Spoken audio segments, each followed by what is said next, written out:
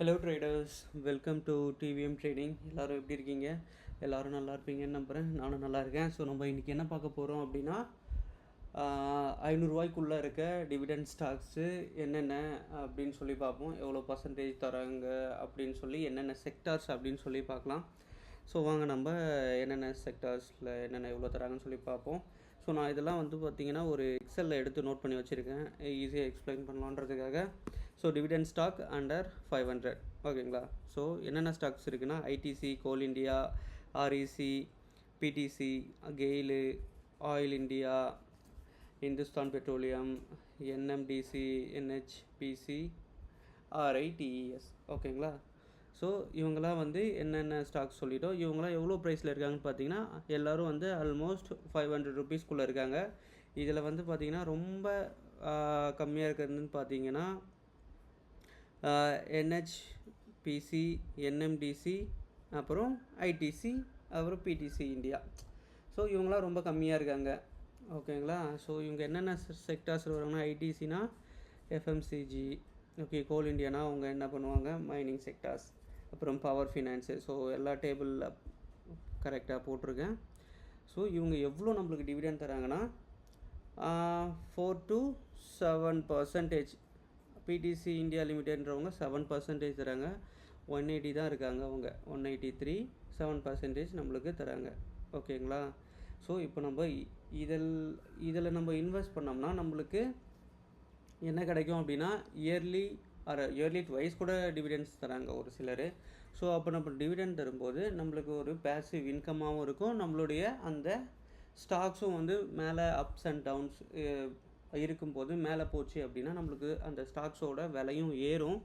Suppose இந்த ஸ்டாக்ஸ்லாம் ரெண்ட்டுக்கு யாராச்சும் கேட்டாங்க அப்படின்னா நம்மளால் ரெண்ட்டுக்கும் கொடுக்க முடியும்.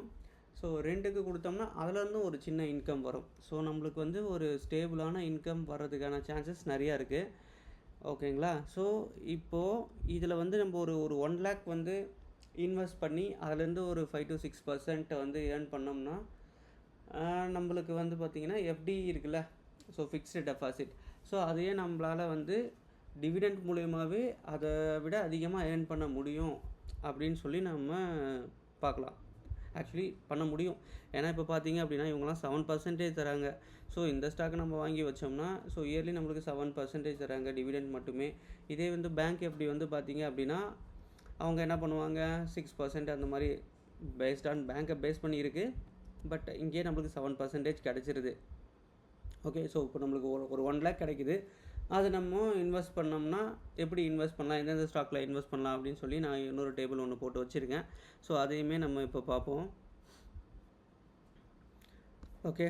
So sample portfolio under 1 lakh, ஓகேங்களா? என்னென்ன ஸ்டாக்ஸ் அப்படின்னு சொல்லி பார்த்தோம்னா, நம்ம இப்போ இந்த கோல் இண்டியா நம்ம இங்கே கோல் இண்டியாவில் எவ்வளோ 6% நம்மளுக்கு தராங்க கோல் இண்டியா. அடுத்து ஆர்இசி 5%, ஐடிசி 5%.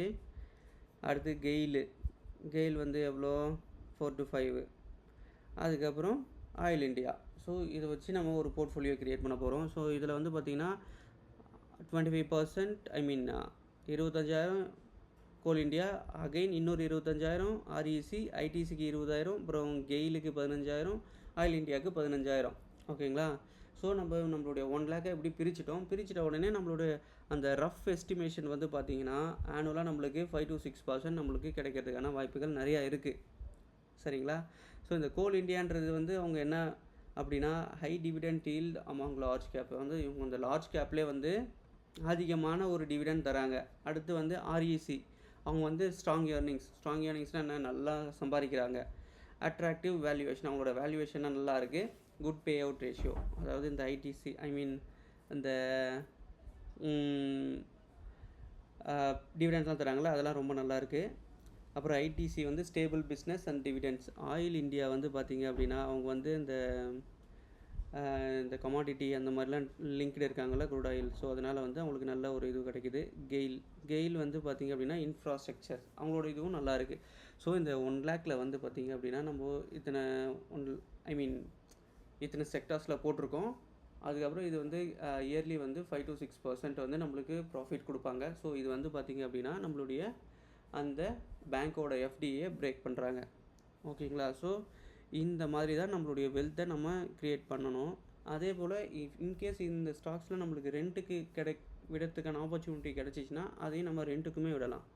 ஓகேங்களா? ஸோ நம்மளுக்கு என்னென்ன வகையில் பெனிஃபிட்னா டிவிடெண்ட் கிடைக்கும். அதுக்கப்புறமேட்டு இந்த ஸ்டாக்ஸோட மதிப்பு ஏறுச்சுன்னா அதுவுமே நம்மளுக்கு லாபம். அதுக்கப்புறமேட்டு இந்த ஸ்டாக்ஸ் வந்து ரெண்ட்டுக்கு விடுறதுக்கான சான்சஸ் கிடச்சிச்சின்னா நம்ம ரெண்ட்டுக்குமே விடலாம். ஸோ நம்மளுக்கு ஒரு 3 வகையான ப்ராஃபிட் வந்து வர்றதுக்கான சான்சஸ் நிறையா இருக்குது.